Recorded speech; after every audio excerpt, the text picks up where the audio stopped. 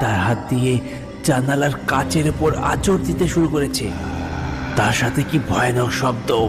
আমার সারা শরীর যেন কাঁপতে শুরু করেছে।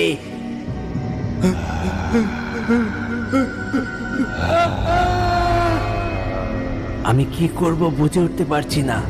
একবার ভাবলাম দরজা খুলে দৌড়ে পালিয়ে যাই।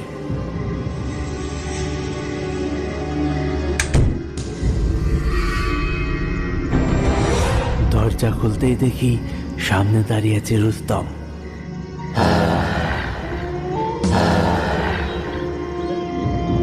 এ কি, রুস্তম এখানে কিভাবে এলো? আর ওর চেহারা এত ভয়ঙ্কর কেন?